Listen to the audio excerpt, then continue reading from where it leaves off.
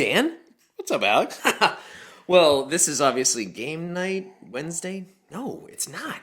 It's weird. It is. It's a little weird. And it's weird to be dressed like this next to you. I thought this was an elegant affair. I dressed to the occasion. Well, for those of you who don't know us, we're the Boards and Bottles guys. I'm Alex. I'm Dan. There you go. And, we hope that you enjoy this episode. It's going to be amazing. We're going to talk about our top 10 games. So all you have to do, like some of our videos, follow us, and most importantly, comment. Comment on what you agree with, don't agree with, because we eat that up. Yeah, and for those of you not familiar with us, go back and look at some of our episodes that we've uploaded. We do something really cool. We do bottle pairings, and then we rank those pairings against each other. So we've got a whole list of 30-ish pairings. And you can see how they hang out and how they rank and whether you agree with it or not. Yeah, do they actually elevate the game or not? So let's check it out. But tonight, we are going to be talking about what? So tonight, we played some great games in 2023. And we wanted to take a minute and just talk about some of those games and which were some of our favorite gaming moments, games played during 2023. This isn't necessarily games that were released in 2023, because when I'm looking at my shelf, I don't care when a game was released. I'm caring about, hey, what was this like the last time we played it? Was it awesome? Can it still hang with like games of today? And is there a fresh pairing that I can bring to the table that people haven't had? Exactly. And I love exactly. There's some great games that are out there that you can get used, secondhand, even on like clearance bins and stuff that are so good, and they get lost in like the talk for the latest Kickstarter drop or something. So, But before we get started on our top 10, yeah, I think it's important to go over maybe the game that surprised us. Yeah. Right? Like the honorable mention, but the game that we maybe didn't think was going to be exceptional, and Yeah. you were like, wow, this surprised me. Yeah, it's really good. So what do you got? Oh, all right. Well, I've got a nice little book here. All right, let's see. My top 10 game, or no, excuse me. The game that surprised me was Northgard. Right? Okay, yeah. So there's so many Viking games that I love out there. I'm not going to say them because one might come up later, but just so many good Viking games out there. But we played Northgard, and it was fabulous. There were lots of really concepts. I like great. the art. I like the design. I like the little minifigs that came with it.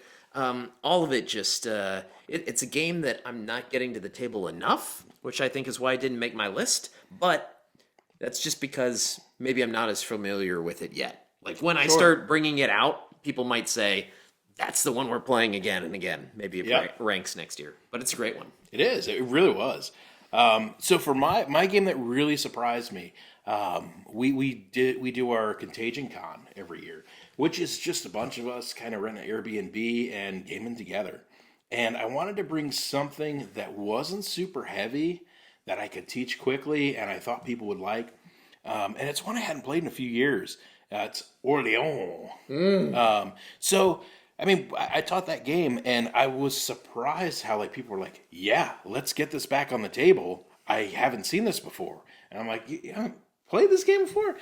No, like not everybody has your gaming history. So a game that might in your head seem like old or like, "Oh, I've played it so many times, I don't want to play it again." It could be something new for another player, and it's new and there's a lot to explore in it, and it was just a hit, and I wasn't expecting anybody to like it except me. And I think that with game groups, they evolve over time. We all have probably been there, right? Where like somebody new comes in and shakes things up. So I think game dynamics is important, because if you're playing with the same kind of players, sometimes if you bring somebody new in and teach a new game, that game just becomes way more exciting with certain people. Yep. You know, we have a guy in our group that just he's Mr. Chaos, in my opinion. Oh, yeah. And so I've played games before, but when he comes into it, it just is a completely new game because there's a very random chaotic factor going on. Oh, yeah. You never know what's going to happen, so. Definitely. It's fun. And we have some players where they, they've totally got this engine going and they think they've got it, and they don't necessarily always think about endgame scoring.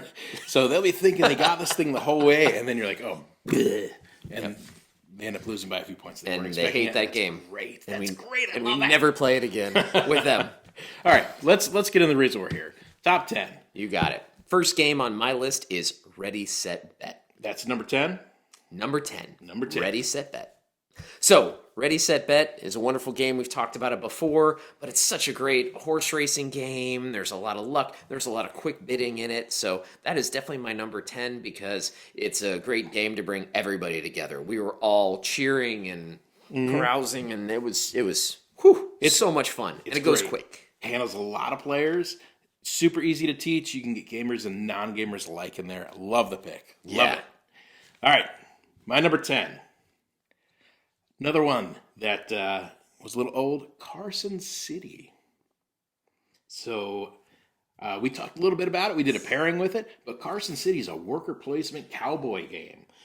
We played that. We had a really good play of it. We had 6 players when we played. 5 of them were new. They'd never played it before. But you've got the snake and you're placing cowboys out there. You're trying to get spaces, but there's also this big city building element, which is going to spatially score you stuff. And if somebody just starts running away with the game, you can plop a meeple on their space and you guys can shoot it out. And whoever wins is going to take that space. So cool. So much fun. Carson City. And I said it before, and I'll say it again. It's all about the guns. I love it. So my number 9 is going to be Raw. Ooh. Raw, another, not brand new game, but so much fun. I got that Pharaoh edition, which is just ridiculous. I won it at the Dice Tower, which is so exceptional. He's got to tell me he's got the Pharaoh edition. I know. Every time he brings it up. Every time. It's just so great to slam the Pharaoh down. It is. But again, a quick playing game, a fun game. I just love the tiles, the bidding action of it. It's another just wonderful game, and I think I've broken it out probably a dozen times since I last got it, and just a few months ago. So it's so good. So Raw doesn't look like a game that would necessarily appeal to our game group. We tend to go more thematic games. This looks drier. It's like an Egyptian theme. It's hieroglyphics. There's a lot of symbols. But man, this game is so good. People are just agonizing over, do I pull one? Do I bid? What do I bid? Do I do this? And the decisions are so cool. And there's stand-up moments. The whole table gets cheering. Awesome pick. Love it. There you go. Next up. All right. So my number 9 is Beyond the Sun. Beyond the Sun is great. Like it's pretty ugly, to be honest. Like it is Tech Tree the game. It looks like an NCAA bracket with more writing on it. But it's true. And it's so good. We played at Contagion Con. We busted it out. Yep. Bunch of new players. They caught on like this. I think one of them even won the game. Yep. We played at the retreat. We had a new player there as well. Caught on like that.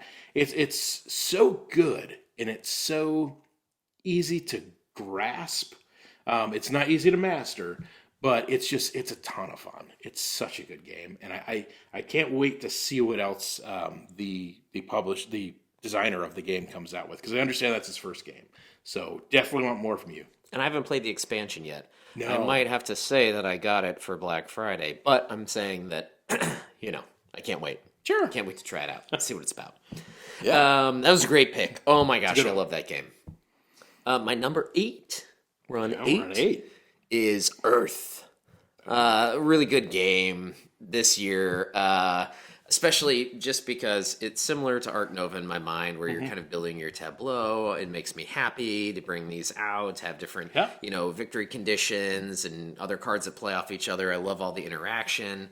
And what I love about that game is it all makes so much sense. When you're playing a game and you can actually dig into the theme and go, well, of course this would be this because it's a fungi, and and this with the dirt, and I need this, and this is just a one-time action. Like, it all makes so much sense. So a lot of time, I appreciate when game designers put that much time into it. So I have a lot of fun when I play it, and it's another one of those surprising ones.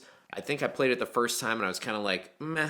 And I played it again and then I was hooked. Yeah. So sometimes you do have to give a second play to a game, especially if a friend is like, no, give it another play. Yep. It's always a wise idea. Yeah, that's a really fun one. I remember playing that this year with a few new players, and again, they catch on quickly.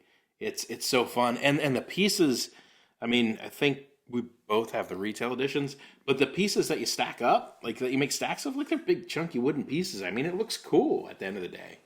I definitely went on Etsy already and got some upgrades. Upgrades. Gotcha.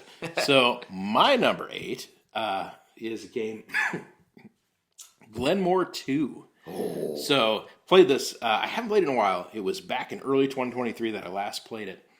But one of the coolest things about Glenmore 2, so Glenmore 2 is a Scottish clan tile-laying game where you're building your empire and you're trying to collect resources.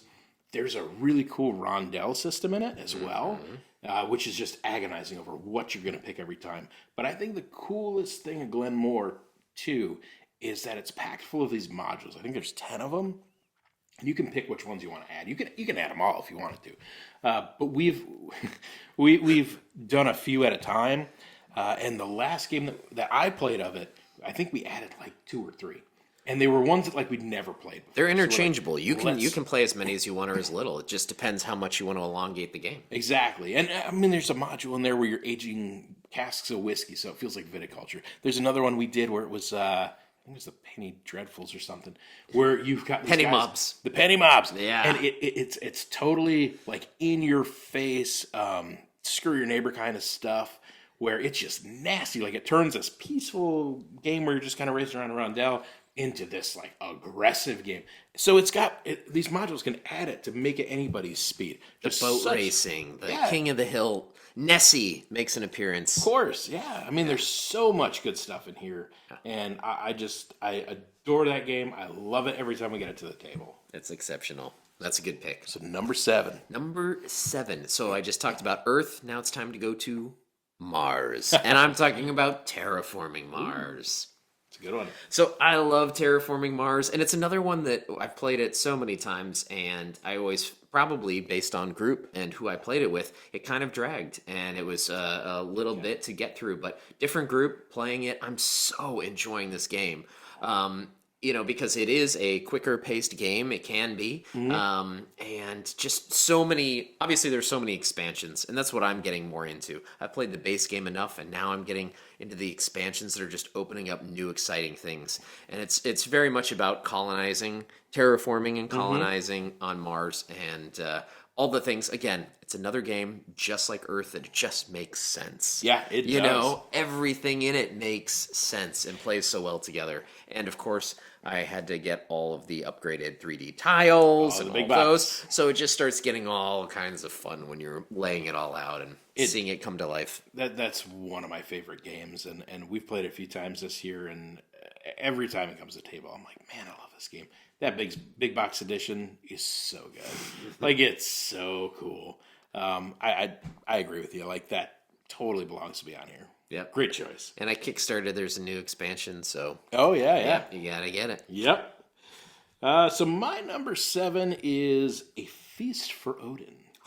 That is a beast. It is. It's a beast. So it's a Viking-themed game. It's a Uwe Rosenberg game, maker of Agricola and Caverna and Havra. But Feast for Odin is just a beast. It's a worker placement game with like 60 spaces. There's so much to do. I mean, it sounds really intimidating when you tell somebody, hey, I got this worker placement game with 60 spaces. It's very streamlined for what it is. Like, you know what you can do, you know what you got to do. There's polyominoes, you're trying to cover up pieces on your board, and that gets a little abstract. But I just love how you can get occupations out, and you can get all these cards out, and you can start to do stuff that people are like, how did you do that? Like, I didn't know we could do that. I'm like, you can't. I can.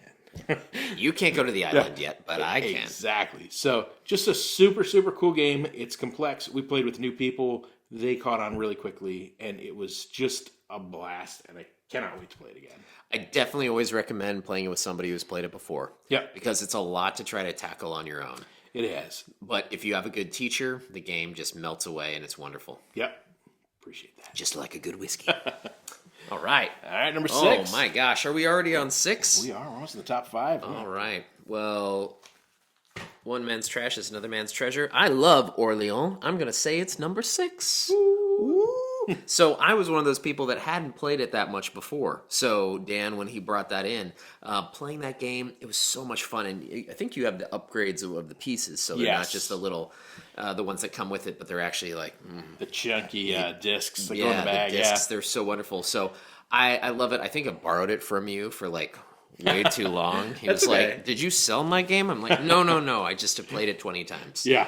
So Next time you wrecked me when we played it. I've had so much fun with this game that it definitely deserved to be number 6. And it is just all about acquiring. It's a bag builder, and it's a lot of fun to put them out and think about it and just engineer the game, and it comes together. So lots of milestones to accomplish, tracks to go along. It's a fun game. I love it. Love it, love it. Awesome. So, talking about trash, my number 6 is Ra. Oh! The retail version.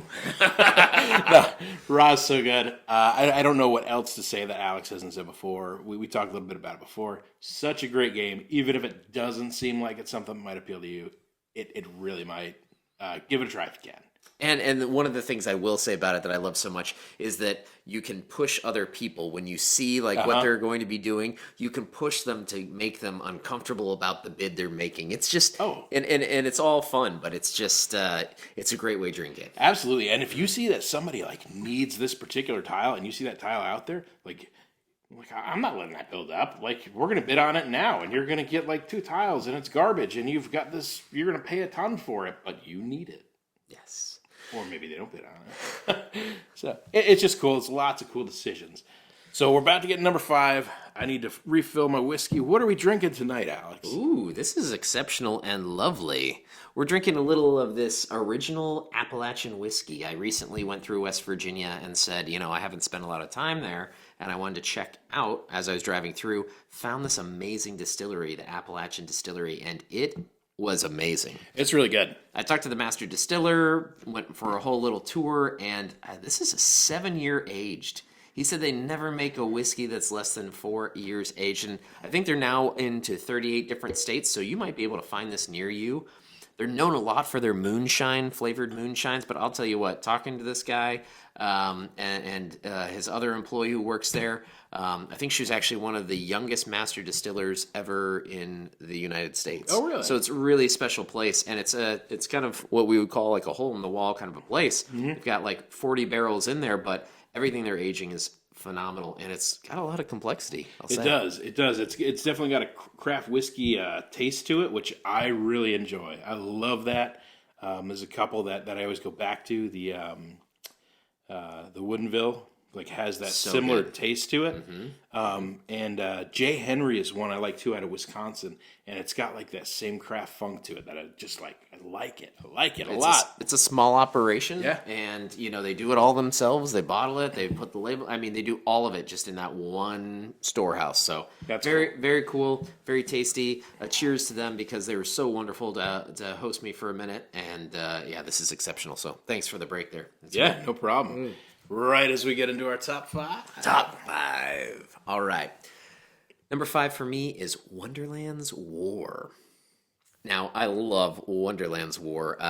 The theme is a lot. I'm not a huge Alice in Wonderland, but I love the game enough that it goes up to number 5. Yep. So, I mean, if I loved Alice more, I'm sure it would be way higher. But Yeah. the game is just so exciting. It makes a lot of sense the way you go around the board in the tea party phase, and you get to have the cards, and it's area control at its best, and very enjoyable. You can get special characters that come in that create crazy abilities, and everybody has their own board with abilities. And that's what I like about a game, because there's some people when you're gaming that want to know everything that your character can do. Oh, yeah. Right? And try to mentally put it in their mind. This game, there's no way you can do that. You couldn't. There's so many special abilities, so many things going on that you're just trying to make sure you know what you're doing, Right. let alone everybody else. And that's what I think plays into the theme so well. So definitely Wonderland's War is my number 5 game that I played this year. Wonderland's War is great. It's so good. And the art, I agree. I'm not necessarily Alice in Wonderland fan too either, but the art is exceptional. It's such a pleasure to look at. And the discs, if you get those updated. Again, Yeah, those the chunky upgraded discs. components on these games make them even more exceptional. It is. And we played our buddy Rod Phelps. We played his copy at his place, and he had painted minis, and they were, so cool. Just such a feast for the eyes to see all that. It's the first time I was at somebody's house that I actually went and bought the copy of the game that I was playing. Like didn't cool. even make it to the ride home. Yeah. I was like, I'm at your place. I'm playing this. I'm buying it. That's an awesome compliment to the game when you buy it at the table. Yeah, It's exactly. so cool. So Number 5, Dan. My number 5 is a game that we played. It's the only game we played twice at the retreat. It is Rolling Heights. Oh. Rolling Heights is a game where you're rolling meeples. And based on how these meeples land dictates what they're going to do. You're going to try to get cubes of steel and glass and wood. And you're going to build these buildings and all over the city. So really, really cool game. It's by our favorite, Jean Declaire. Yes. Just a totally cool game. Lots of fun. Pretty light. I mean, I don't think it's that heavy, but cool decisions to be made. And it's cool to look at when you see. It's not like you're putting a tile out. You're building these buildings. So you've got stacks of stuff up maybe this high, and it's just so cool.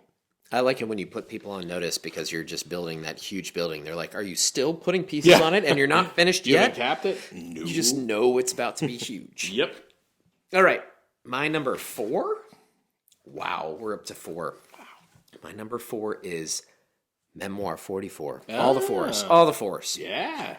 And this game, I love that you brought it, but the version we played just made it that much more epic. The Overlord edition. The Overlord. Where it was 4v4 on the table. If you can imagine that many people dressed in some costumes almost. We had hats. We were trying to be as in character as was politically correct, and it was so much fun. So much fun. So Memoir 44 is very much usually a 1v1 game where, it's reenacting some of the famous battles that happened in World War II. And so I sometimes stray away from those games because I like some of the fantasy elements and things like that. But this is a historical game that I absolutely thought was well designed. It was fun. It was easy enough. The command cards made sense.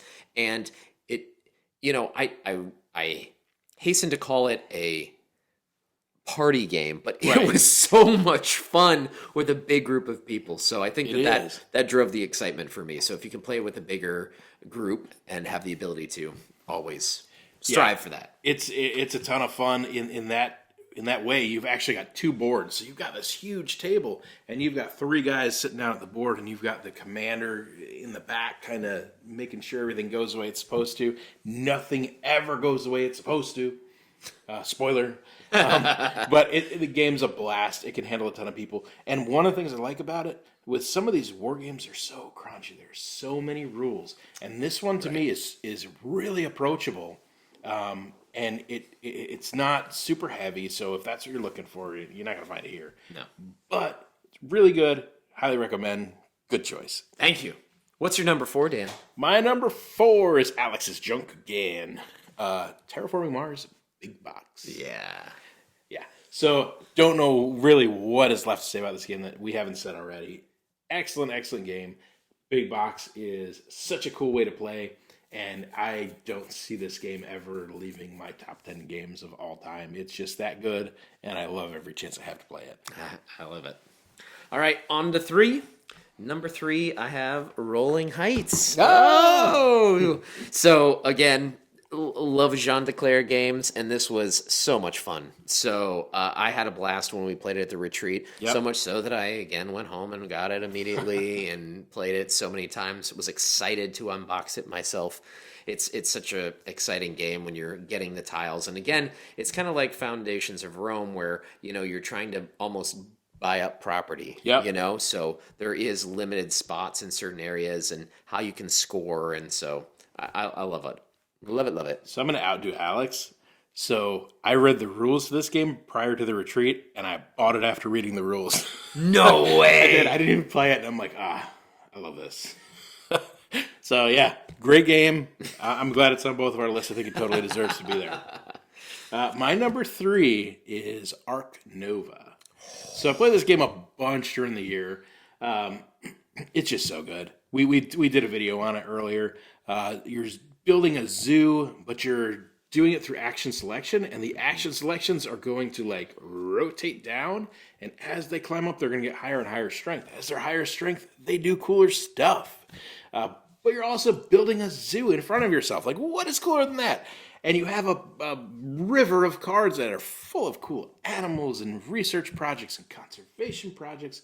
Such a cool game. I never get tired of it. There's always something different. And if I start feeling like I'm in a corner and I can't get out, I'll draw some cards and all of a sudden I'm like, wow, I'm going to build an aviary and I'm going to fill it with birds. Of course, I guess it's aviary. Like you can't fill it with warthogs or something. But okay. Reptile enclosure with awesome game. I love it. It's my number 3. That's so good. My number 2 is Arc Nova, which is why I didn't have to talk about it with you. So I love Arc Nova as well. It's one of my favorite games. It actually, I think when I looked back, was my most played game. 27 plays this year of Arc Nova. That is a lot. And I mean, that's like saying that a child of yours is your favorite. I mean, it's ridiculous at that level. But Arc Nova is a wonderful game. Obviously, I like it. I like the fact that the deck is that big because you can just cycle through so many cards. And if you play it, you know, you're halfway down in the deck, and then you could play a whole other game with just the other. Yeah, I mean, whatever's left. But it's great because, just like you said, you can always pivot so easily your strategy, and you can't always say, "Oh, this is the one thing I'm focusing on," because you know, in that you might not ever get the card that you're thinking of. You can always pivot strategy, and I also like it because it's such a come from behind game and can be. Because if you were going for like small creatures, and then somebody else is doing like a bigger creature, like an elephant or something, you know, you're like, man, they haven't put out something for a while, and I'm really gaining momentum, and then they put it out, and it's like all these tickets, and all of a sudden their park has so much conservation and so much, you know, attention and excitement to it and appeal. So, love that game. Yeah, and I think we both pre-ordered that expansion. We both got it in. I haven't played my copy yet. The expansion. Not. You saw. I got my copy just before you got here tonight. Yeah. So I'm sure we're going to be playing a lot of that in 2024. Cannot wait. All right. My number 2 of 2023, Memoir 44. So good. Yeah. I mean, that game is excellent. It's so cool. And playing the Overlord Edition, like we talked about, to me, that's one of the greatest experiences you'll have in gaming. I think for next year's retreat, I think it's something we definitely need to organize ahead of time. Yes. Get a big game of that going. So if you're interested in that, if you're watching this, if you're interested in that, we know you're cool. So leave a comment, hit us up, and we can get you in that game. Yeah, that's going to be a fun one. It's a while away. It's in September, so you have time to practice. Definitely going to play it at least once. Yep, my team will crash and burn, but we'll have fun doing it. Love it. We're on to, I was going to say one other thing about Memoir 44 is that there's so many scenarios. So it's one of those games that's very prevalent enough to where they keep putting out content. And I like that. Different units, different, you know, battles. And obviously there's a breadth of, you know, battles to choose from, but unfortunately, it's wonderful. So many different options. Yeah. And you have so many that I haven't played yet. So Got to play more of it. Got to. Number one for me. That's why we're here. Dune Imperium. Ooh. I know. I've played this game. It's my second most popular game of the year. When I looked back, Board Game Geek, it said I played it almost 20 times. Wow. And it's another, highly, it's a big game. It's crunchy to play it that many times. But I do like Dune. I told you the fantasy aspects of it. Yep. I think the game is just so well designed. It's hard for me to find a game I want to play more and bring it to the table. And that's why I mention it all the time to everybody. I'm like, have you ever played this game? Okay, you have? Then I definitely want to play you at it because we both know what we're doing. Right. And if you haven't, I still want to play you. There's so much about the, building your deck, the deck building. There's, the battling that happens. There's going up on all the tracks. And then the expansions. I am a junkie for expansions. So I have all the expansions now. And I play with all the expansions. Uprising hasn't arrived at my door just yet, but it is on order and it coming. is actually in the mail. So, cannot wait. And one of the things that I love most about Dune Imperium is those intrigue cards. So, like, just when you think, you're like, oh, I know exactly where this is going. I know what's going to happen. Like, they can't do this, they can't do that. There's some intrigue card that I've never seen before. I haven't played it 20 times. But there's some intrigue card I haven't seen before. And I'm like, wait, what? But then I started looking at mine. I'm like, oh, now I can do this. And then it just turns into something crazy, and it's great, and it's awesome game. Awesome game. If you've never gamed with Dan, you definitely should when you play this game because he is so tricky. He'll keep that whole hand of intrigue cards, and you're like, "Are you playing one?" And he goes, "Not just yet." And that's when you need to be worried because you know it's coming. But I won't come close to the end, so it's fine. All right, number one, Dan. Number one for me, Wonderland's War. Oh, I could have almost guessed it. I absolutely love that game. I really do. That's one, and you know, I love the game. I really do.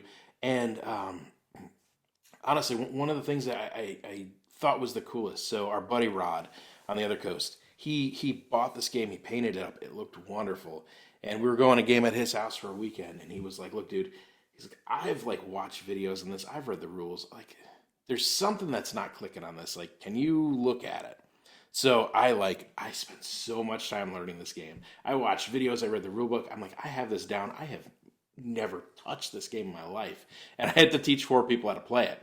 And so for me, like, I had it inside and out. I got crushed. Like, I got wrecked at this game. But I had so much fun, like, learning all the details of it. I thought the teach went well. Everybody had a good time. And then I got it. We played it a few more times. And it, to me, there's just so much there. So much interaction, so much cool stuff to do. Haven't explored all I want to with it. And I can't wait to keep playing it. Yeah, a lot of depth there. Good number one choice. Yeah, you too, man. Oh my gosh, Dune the Imperium's top great. 10 is Yeah. solid. Well, so here's to some here's to- Appalachian whiskey and top 10 games. Yeah, here's to 2023. It was an awesome year for gaming. Can't wait to see what 2024 holds, but I know it's going to be awesome. Know it's going to be good. Cannot wait. Thank you for tuning in. Again, like, subscribe, put us in the comments. Yeah. And what do we say, Dan? We game hard and we drink responsibly. Cheers. Cheers, buddy.